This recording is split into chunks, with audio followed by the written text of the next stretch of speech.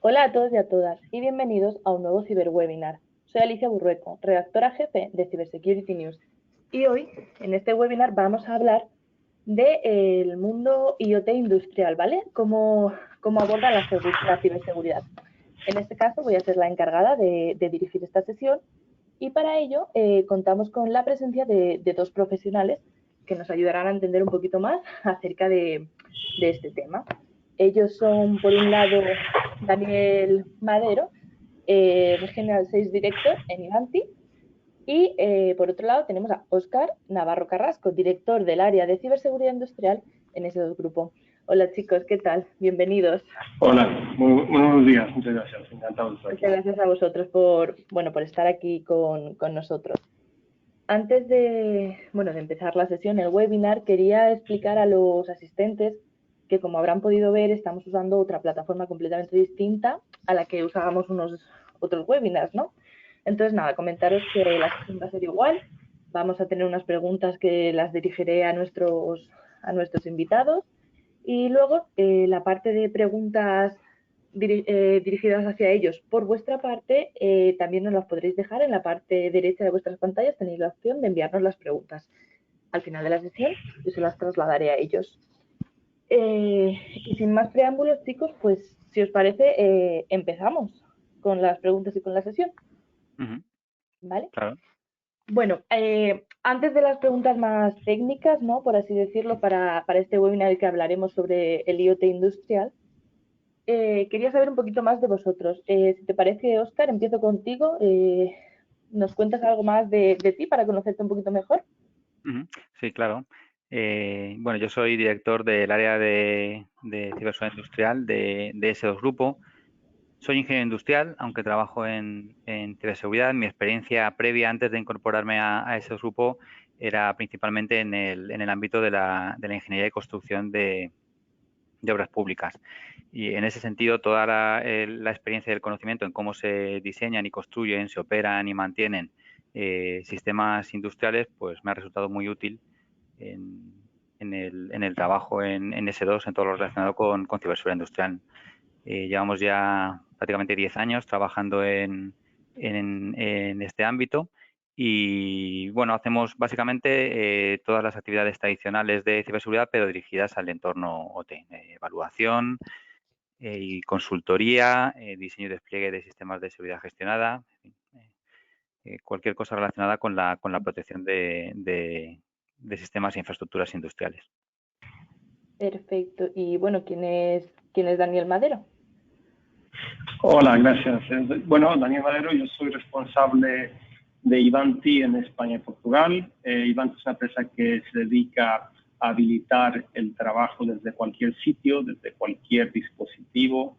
La seguridad del límite, del perímetro, del no perímetro y del dispositivo es una parte esencial de la posibilidad de habilitar el trabajo desde cualquier sitio, y la explosión de dispositivos viene no solamente por la movilidad, sino también por el IoT, obviamente, que es parte del presente y más aún del futuro. Genial. Vale, pues muchísimas gracias, chicos, por contarnos un poquito más sobre vosotros. Ahora ya voy a profundizar un poquito más en el tema.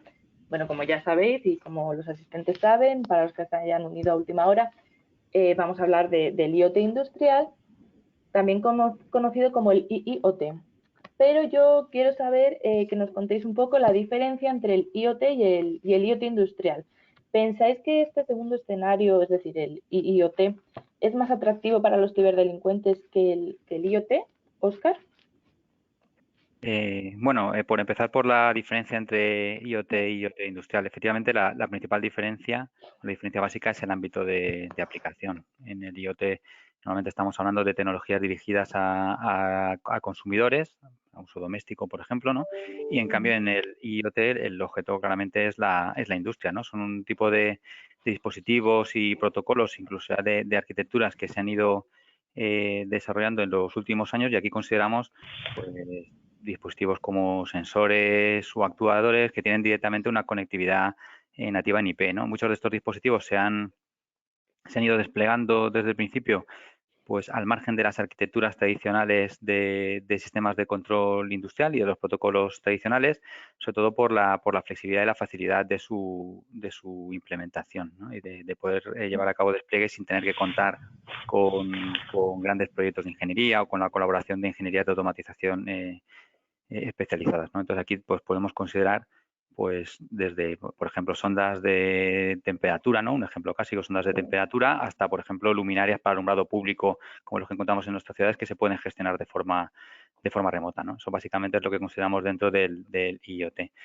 Respecto a si pueden ser un entorno más atractivo para los ciberdelincuentes, bueno, evidentemente aquí hay muchas cosas que considerar. Para un ciberdelincuente considerado como un grupo en particular de atacantes, hoy en día algo es atractivo si puede obtener un beneficio económico básicamente de ello, ¿no? Hay otro tipo de atacantes cuyo propósito es la disrupción del sistema en sí o de la operación, sin pretender un beneficio económico directamente, ¿no?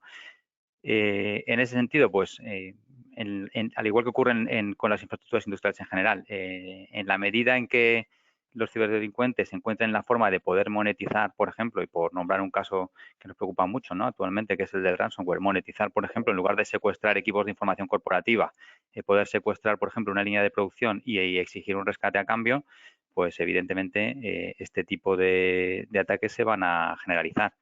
De hecho, actualmente ya se están produciendo este tipo de impactos sobre infraestructuras industriales, en muchos casos no de forma dirigida, sino en muchos casos debido a errores de configuración, etcétera, pero eso nos muestra el potencial daño que puede sufrir una compañía industrial en un escenario como este, ¿no?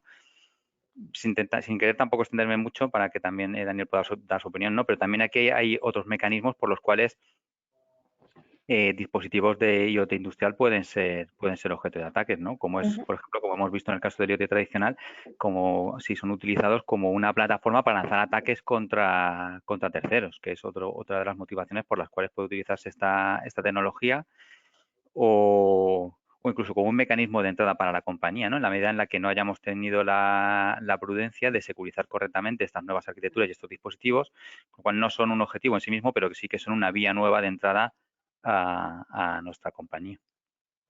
Vale, gracias. Daniel, ¿nos das tu visión? No, coincido totalmente con Oscar y evidentemente, como bien dice, el impacto en disruptir una línea de producción puede ser tan costoso que ahí está un claro incentivo para un ciberdelincuente que quiera, por ejemplo, beneficiarse a través del ransomware, ¿no? El ransomware es algo que hemos visto cómo va en aumento y cómo los ciberdelincuentes se aprovechan de las circunstancias y de las debilidades. En el caso del trabajo en remoto que se disparó el año pasado con el tema del COVID, los ataques de ransomware se multiplicaron por 300 en el año pasado. O sea, es un ejemplo de lo que se puede descadenar cuando hay oportunidades, ¿no? Entonces, en el ámbito industrial, lo que es súper importante es que cualquier cosa que se implemente a nivel de automatización conectada a la red tiene que siempre hacerse basado en tener en cuenta la seguridad. Porque muchas veces los fallos no son ataques súper sofisticados, sino que simplemente es el hecho de que se ha olvidado totalmente la seguridad cuando se ha implementado una determinada automatización conectada, ¿no? Entonces, la primera línea de defensa es hacer los deberes básicos de ciberseguridad. Con eso nos quitaremos la gran mayoría de los problemas. No todos, pero sí la gran mayoría. Sí, pero si lo tenemos en cuenta ya vamos un pasito más por delante, sí que es verdad. Bueno, Óscar, voy a ir contigo ahora, una pregunta hacia ti directamente, ¿vale? Una vez que ya sabemos la diferencia, ¿vale? Ahora quería preguntarte sobre un proyecto que tenéis en ese grupo. Haciendo referencia a la conectividad doméstica, desde ese grupo habéis desarrollado una tecnología a la que habéis bautizado como SOFI. ¿Podrías contarnos un poquito más sobre ella? ¿En qué consiste? Sí, bueno, como bien dices, SOFI es un concepto, un servicio que está dirigido a usuarios domésticos y que está centrado en el cuidado y la atención de los usuarios en en su hogar, ¿no? Se apoya sobre las tecnologías de IoT, evidentemente, sobre dispositivos y protocolos de IoT, y en ese sentido hay una integración con todo este tipo de dispositivos que se utilizan en el hogar, pero evidentemente hay un paso más allá. Lo que hay detrás de esa integración con todos esos dispositivos es una inteligencia artificial que lo que hace es caracterizar el comportamiento y las rutinas propias de los habitantes de una vivienda. ¿Con qué fin? Pues con el fin de poder detectar posibles problemas antes de que se agraven y de facilitar en general la vida de los usuarios, ¿no? ¿Y de qué estamos hablando? Pues hablamos de cuidar a las personas, es decir, pues de atención a personas que viven solas, también de atención, por ejemplo, hoy en día y cada vez es más común, ¿no? Tener mascotas en casa y a lo mejor no podemos estar todo el día en casa con ellas, o niños, también evidentemente a la integridad de la propia vivienda, las instalaciones, el consumo de energía y situaciones que puedan suponer un riesgo físico para la vivienda. Entonces, de esta manera lo que pretende Sophie es tener una visión completa de todo lo que ocurre en un hogar con el fin de cuidar a sus habitantes, ¿no? Y dar un paso de la vivienda como un elemento físico, un espacio físico, a la vivienda como un elemento activo para la protección y el cuidado de las personas que viven en ella, ¿no? Entonces, de forma básica es SOFI. Como has dicho, entra dentro del IoT Sí, tradicional, doméstico, sí, pero da un paso más allá. y tiene muy buena pinta. Si tuviéramos que valorar el grado de maduración de la conectividad en la industria española, ¿no? Del 1 al 10, Daniel, voy a ir contigo. ¿En qué situación creéis que se encontraría? Igualmente, valorando la preocupación de dichas industrias en cuanto a la ciberseguridad de su conexión, ¿en qué grado lo valoráis? Y bueno, ¿y por qué? A ver, el nivel de consensuación ha ido en aumento muy rápido. Yo creo que cada vez más vivimos en un mundo más globalizado donde las diferencias nacionales y contra otros países industriales no es tan evidente, ¿no? Depende del tipo de industria, varía mucho, obviamente, pero desde luego que hay un nivel de consensuación en aumento rápido, ¿no? Dicho esto, queda mucho por hacer y es súper importante un poco lo que comentábamos antes, ¿no? De tener la base de la mentalidad y de la operativa de siempre partir de la seguridad antes de hacer cualquier cosa, porque si ves muchos de los ejemplos de casos cantados que ha habido de incidencias en temas de hackeo industrial, muchas veces es porque la empresa que ha instalado una determinada automatización no tiene un perfil de ciberseguridad. Entonces, omite cosas bastante obvias, ¿no?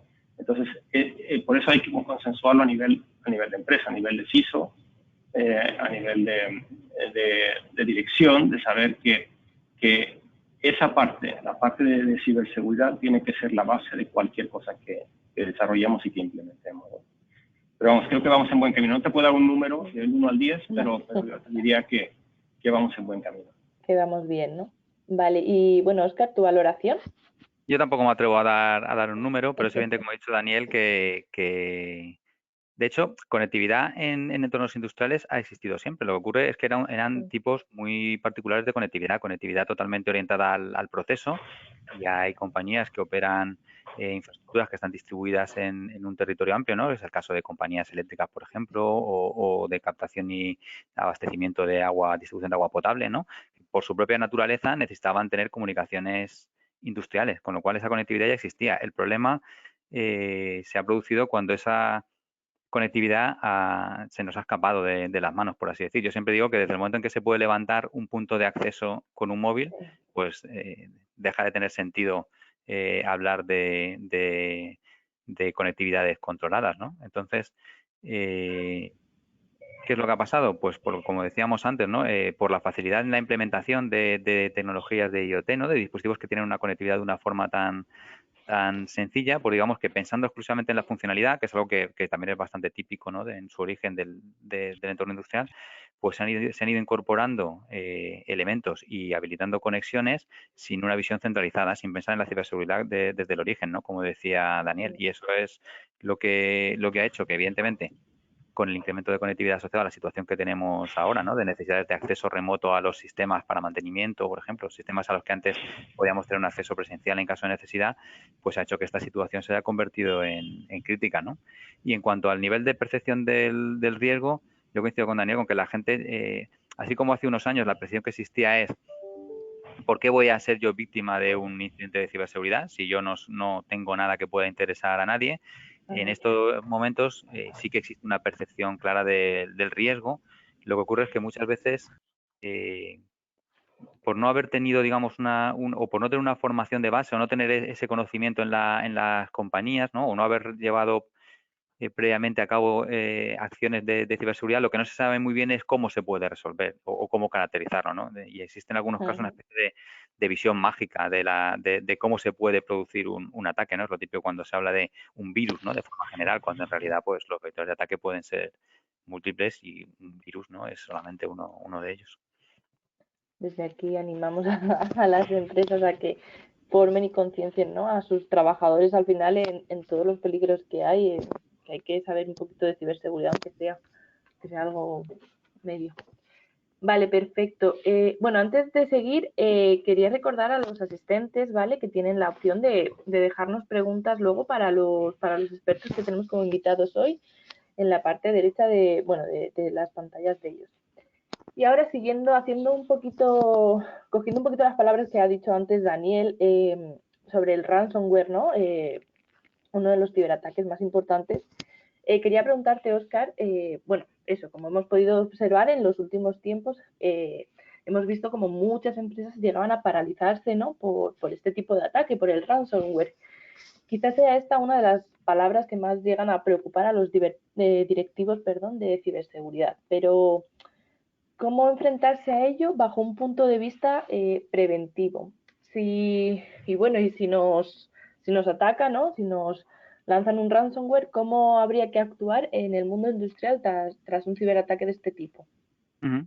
Bueno, pues el tema del ransomware es muy interesante porque además está evolucionando muy rápido en un intervalo de tiempo muy breve, ¿no? Y efectivamente, como dices, como son incidentes que se están multiplicando a una escala gigantesca y además tienen mucha publicidad por el impacto que tienen, pues están suponiendo una causa de preocupación, ¿no? Eh, Respecto al tipo de ataques de ransomware que puede sufrir una compañía industrial y por lo que estamos viendo, ¿no? Pues podríamos decir que hay tres categorías básicas, ¿no? En cuanto a los incidentes que estamos viendo. Por un lado tenemos incidentes dirigidos a la infraestructura IT, es decir, ransomware con un propósito típico de secuestro de información para pedir un rescate a cambio, que por una mala segmentación, y esta es una de las primeras cuestiones, acaba propagándose a los segmentos de red donde se encuentran los sistemas OT y acaba afectando a sistemas OT, ¿no? Digamos que es un ataque no dirigido específicamente con los sistemas OT, por enlazar con lo que decíamos antes, ¿no? De cuando se puede desarrollar o tener foco un atacante en secuestrar una infraestructura industrial. Por otra parte, estamos viendo casos en los cuales ransomware tradicional que se utilizaba en IT, este tipo de malware, se utiliza como una ciberarma para, después de hacer una infiltración primero en una red IT y de una red IT pivotar a una red OT, detonarlo para producir un impacto simplemente con el propósito de causar un daño, ¿vale? Como un arma sin querer pedir un rescate a cambio, pero simplemente se utiliza este malware como un arma, ¿vale? Y por último, lo que estamos viendo y ya se vio el año pasado, ¿no? Cuando se publicó el caso de ECANS, es que está empezando a haber interés por parte de organizaciones criminales en desarrollar ransomware que tenga capacidades de interactuar específicamente con, con sistemas industriales. En el caso de ECANS, ¿no? Pues se veía que tenía implementado en el código la capacidad de detener ciertos procesos asociados a aplicaciones o software industrial, ¿no? De fabricantes que se utilizan habitualmente en ciertos sectores, ¿no? Esto es lo más preocupante porque lo que demuestra es, por muy, digamos, rudimentario que pueda ser todavía, es un interés en ir migrando y en utilizar, por así decir, como un modelo de negocio el secuestro de procesos industriales. Entonces, bueno, después de situarnos aquí, porque estas son, digamos, las tres formas en las que puede verse una compañía industrial afectada por ransomware en sus procesos industriales, pues evidentemente la forma de protegerse de esto, o bueno, es el ciclo típico, ¿no? De prevención, detección y contención y respuesta. Evidentemente, lo primero es la prevención, y el primer paso para la prevención es ser consciente de cuál es el potencial impacto en mi organización de sufrir un ataque de ransomware. ¿Vale? Al final, evidentemente, la ciberseguridad, si no se tiene una percepción y no se ha hecho una adecuada valoración del riesgo, se puede ver como un coste, pero una vez que se hace el número y se dice, oye, ¿cuánto es el coste de un día sin producir en mi planta, por ejemplo, ¿no? ¿Qué importe económico o qué coste económico me supone? Pues desde luego, en la mayor parte de los casos, comparando contra eso, la inversión preventiva en ciberseguridad va a ser rentable, ¿no? Y entonces podremos ver la ciberseguridad como una inversión. Entonces, ¿qué hay que hacer? Pues adecuadamente hay que hacer análisis de riesgos, hay que analizar nuestras arquitecturas, hay que ver en qué medida podemos tener nuestros sistemas adecuadamente parcheados. En sistemas industriales eso es complicado, pero en ese caso tenemos que prever medidas complementarias. Tenemos que segmentar adecuadamente nuestras redes, tener un buen control de los accesos, y ya no solamente medidas técnicas, sino también todas las medidas organizativas y procedimentales asociadas para permitir que las medidas técnicas que yo despliego mantienen su efectividad en el tiempo, ¿no? Y aquí incluimos también, naturalmente, la realización y la prueba de copias de seguridad. Uno de los problemas con los que nos encontramos es que, aunque se realizan copias de seguridad, en muchas ocasiones no se ha probado si era posible restablecerle. Y este problema se evidencia una vez que ya somos víctimas del ransomware, cuando ya tenemos muy poquito margen de actuación, ¿no? Incluso en este caso nos encontramos con casos en los cuales las copias de seguridad no las tiene el propietario de una compañía o de una infraestructura, sino que las copias las tiene un tercero, que es el encargado del mantenimiento, con lo cual ahí tenemos una dependencia de nuestra cadena de suministro que no siempre se valora adecuadamente. Y en la parte de respuesta, bueno, desde luego lo primero es no pagar, que es el consejo general que se da, ¿vale? El pago no garantiza el rescate, y más bien lo que hace es señalarnos como una víctima que está dispuesta a pagar. Y luego, pues, haber entrenado al personal, evidentemente, para poder llevar a cabo esa respuesta y esa restitución de los sistemas. Y aquí en entornos industriales hay algunas cuestiones que son importantes, ¿no? Que son distintas de un entorno IT, donde quizás estamos más familiarizados a intervenir en caso de ransomware, ¿no? Como por ejemplo, tener perfectamente claro cuál es el impacto de desconectar un equipo de una planta industrial o de una infraestructura industrial de la red, porque puede ser que el impacto sea mayor que el bien que podemos pretender o buscar a corto plazo durante la gestión del incidente, ¿no? ¿Qué capacidades de actuación manual tenemos? ¿Qué dependencias tenemos de terceros como fabricantes o proveedores de sistemas? Hay ocasiones en las que nosotros no podemos tocar un equipo por cuestiones de garantía, por ejemplo, ¿no? O que dependemos de un tercero para poder realizar una intervención en un equipo que se ha suministrado y del cual nosotros tenemos capacidades limitadas de actuación, ¿no? Para todo esto, evidentemente, lo principal es la preparación, como he comentado anteriormente, ¿no? Identificar el escenario y prepararse para la respuesta y entrenar a nuestro personal. Perfecto. Daniel. Sí, bueno, extendiendo un poquito la parte de prevención y hablando un poco de la tendencia hacia futuro, la complejidad de las infraestructuras se multiplica de forma exponencial, ¿no? Entonces, prevenir en el futuro va a requerir tener un panel único de visión. A pesar de que tengamos muchos sistemas diferentes, tenemos que ser capaces de unificar esto para poder descubrir lo que tenemos, poder configurar lo que tenemos, poder gestionar lo que tenemos y sobre todo securizarlo. Entonces, esto en el futuro no va a ser sostenible hacerlo de forma manual y va a ser necesario implementar capas de automatización con inteligencia artificial que nos ayuden a descubrir, gestionar y a securizar todos los elementos que tenemos, porque al final es una cadena, ¿no? O sea, los ciberdelincuentes pueden entrar por una puerta y, como comentaba Oscar, ¿no? Y votar y propagar en diferentes sistemas. La segmentación obviamente ayuda, pero yo creo que hacia donde vamos es esa tendencia de tener una cierta capacidad de unificar la visibilidad y de automatizar la gestión y la securización. Eso va a ser fundamental. Perfecto, pues muchas gracias a los dos por vuestras palabras, por vuestros consejos. Ahora voy a ir con Daniel, ¿vale? Para una pregunta más directa hacia él. bueno, según tu experiencia y centrándonos ahora en, bueno, en las empresas en general, ¿vale? Que tienen un papel importante, ¿no? En nuestro país. ¿Crees que estas han avanzado en la digitalización tras la llegada de, bueno, como habéis dicho anteriormente, el año pasado con el coronavirus, que al final todos tuvimos que teletrabajar, o casi todos, de manera forzada, por así decirlo? Así como, bueno, se han mejorado esa parte, así como se han mejorado también su inversión en ciberseguridad.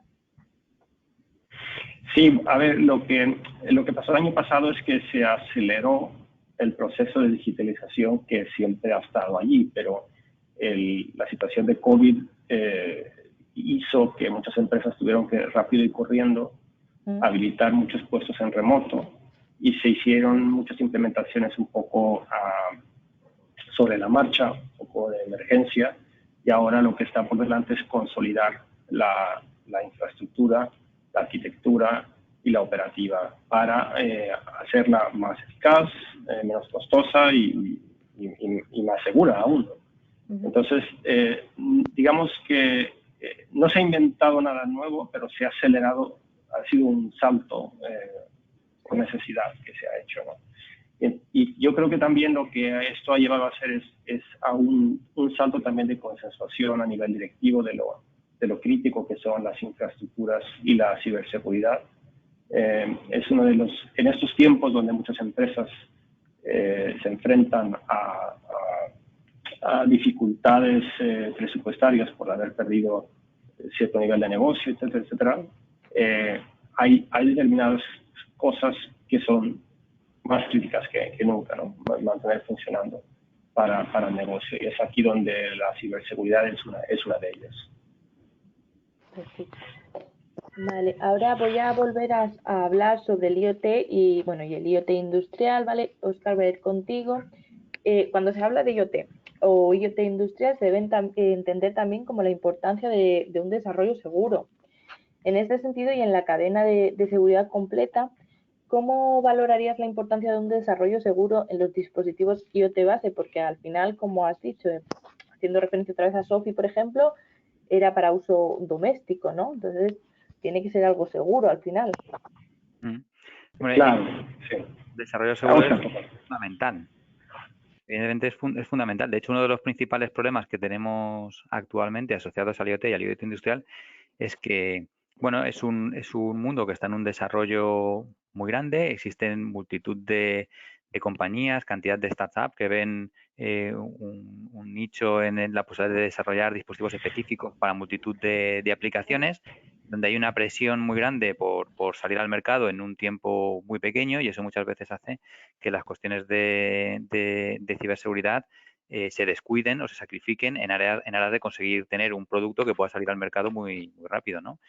Y eso evidentemente es una fuente de problemas durante todo el ciclo de vida del producto. Entonces, desde el punto de vista de las compañías que adquieren este tipo de tecnología, compañías industriales que están utilizando este tipo de tecnología, asegurarse de que no solamente ya el desarrollo, sino de que todo lo que rodea a los componentes de seguridad mantenidos en el tiempo de un determinado producto o servicio son adecuados. Estamos viendo cómo compañías salen al mercado, lanzan productos y al cabo de 2 años, puesto que el producto no ha sido viable, desaparecen y dejan colgados a los que hicieron inversiones para adoptar esas tecnologías con productos que no van a poder parchear en el futuro, ¿no? Entonces es fundamental tener en cuenta esta consideración, y a la hora de llevar a cabo una inversión o tomar una decisión respecto a una tecnología o un proveedor, evaluar las condiciones en las que se desarrolla el producto y cómo se van a mantener las condiciones de seguridad en el futuro. Para eso uno tiene que fijar los requerimientos de ciberseguridad básicos adecuados para los riesgos a los que está expuesto desde el principio, porque una vez que haya realizado la inversión, todo se hace mucho más difícil, todo se complica. Genial. Daniel. Sí, totalmente. Un poco ya en línea también con lo que dijimos al principio, ¿no? Que es súper importante que todo el desarrollo de estos productos y de estas aplicaciones se hagan sobre un fundamento de de consensuación sobre la seguridad, ¿no? Porque si luego lo vas a intentar hacer a posteriori, pues va a ser mucho más complicado, ¿no? Entonces es súper esencial esa parte. Y es el principal punto de fallo que existe, ¿no? Que, como decía Oscar, ¿no? Hay muchos proveedores de nicho que se lanzan a hacer cosas muy determinadas. Uh-huh. Y si carecen de esa cultura o de esa base, de esos conocimientos, pues es cuando se pueden colar problemas que son realmente sencillos de evitar, ¿no? No sé si se me ocurre un ejemplo de esto. Esto ocurrió hace escasos años, pero fue muy cantado, de que un aficionado en un avión hackeó a través del wifi y le bajó la potencia a un motor en pleno vuelo, ¿no? Entonces, y claro, te tiras las manos a la cabeza y dices, pero ¿cómo es posible que la wifi del avión se conecte al sistema de navegación del avión, ¿no? Y claro, porque el contratista que instaló la wifi no tiene puñetera idea de seguridad o de cómo funciona un avión, y lo ha enchufado en una red que había ahí, ¿no? Y nadie se puso a pensar que quizás eso no era una buena idea, ¿no? Entonces, es un ejemplo un poco peregrino, ¿no? De hasta dónde puede las consecuencias ir por algo que es relativamente básico, ¿no? La verdad que sí. Bueno, Daniel, voy a seguir contigo ahora, ya que estamos. ¿Cómo ves la evolución, bueno, en un largo o en un corto plazo, como tú prefieras contestarnos, cómo ves la evolución del Internet de las cosas? ¿Crees que, bueno, y ahora para un largo plazo, ¿crees que para dentro de unos 10 años, por ejemplo, habrá más de 50.000 millones de cosas interconectadas? Fácil. Yo creo que vamos menos. Estamos ya cerca creo que estamos a 20.000 millones de dispositivos, 40.000 o algo así ya. Esto va muy rápido. Va a explotar. Hoy en día y a corto plazo es algo muy vertical, ¿no? O sea, tenemos soluciones, no tenemos estándares globales de esto. Tenemos soluciones verticales. El vertical de salud tiene determinados sistemas, y hay determinadas tecnologías con las que, por ejemplo, desde Ivanti nos integramos para poder dar esa visión global y esa gestión global a un entorno IoT de ese vertical. Y de esa forma vamos a ver cómo se van construyendo y consolidando soluciones verticales, ¿no? Y la parte horizontal vendrá en capas, y eso irá un poquito más a largo plazo, ¿no? A largo plazo. Vale, Óscar.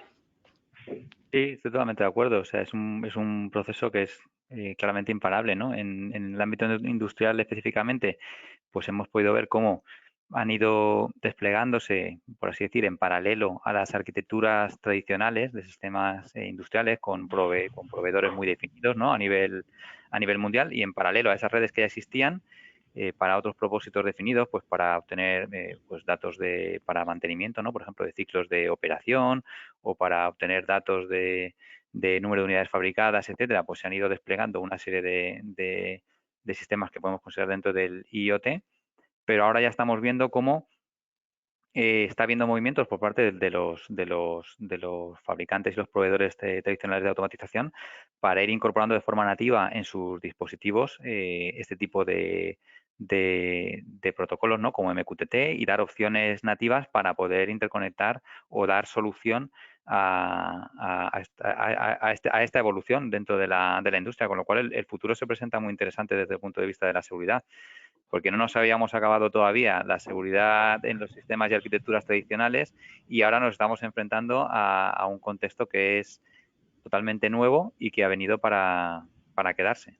Pero bueno, evidentemente las ventajas que aporta este tipo de despliegues son muchas, y lo que tenemos que hacer es trabajar para poder tener las ventajas sin los inconvenientes de la falta de la ciberseguridad.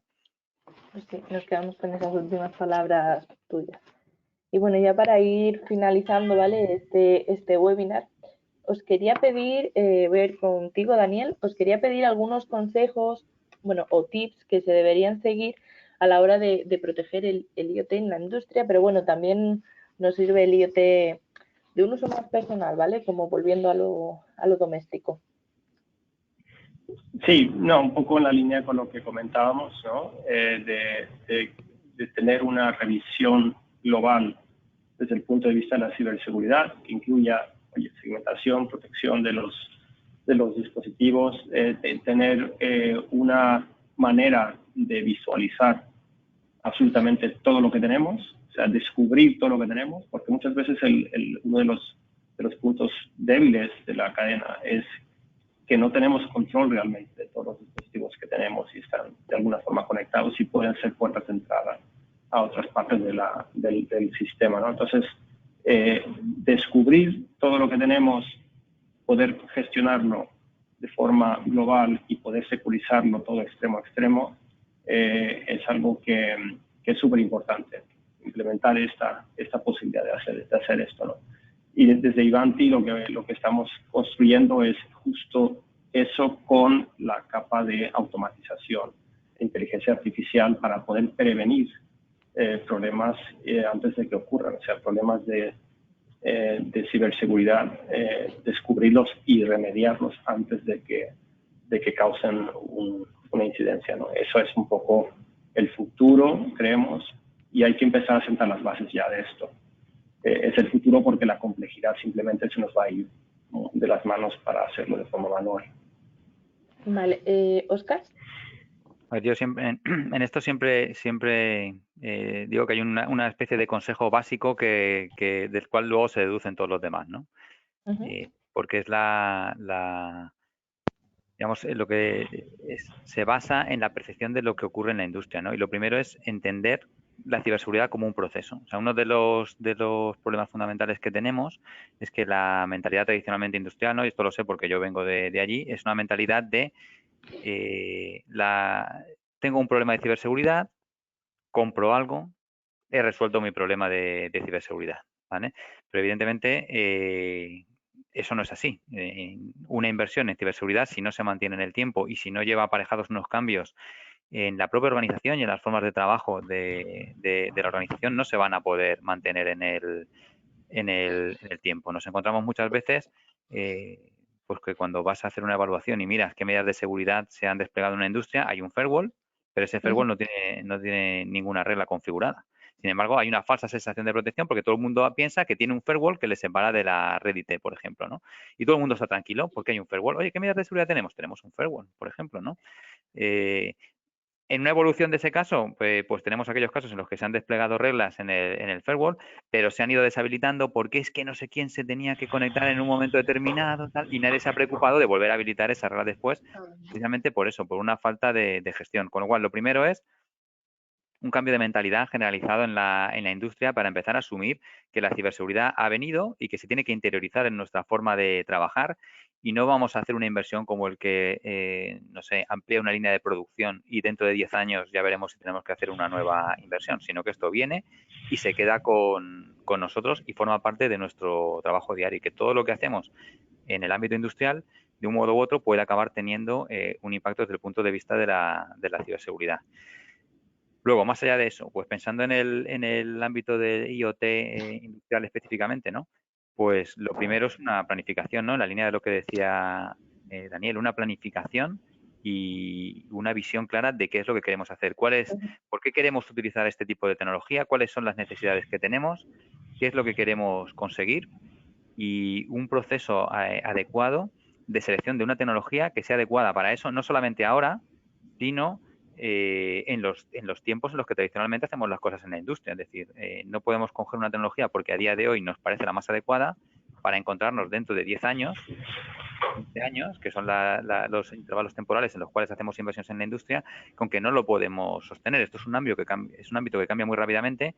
Evidentemente no es fácil tomar esas decisiones, pero no tenemos más remedio que hacer un análisis inicial adecuado. Y dentro de eso entra también evaluar claramente cuáles son las necesidades de conectividad que tienen estos dispositivos.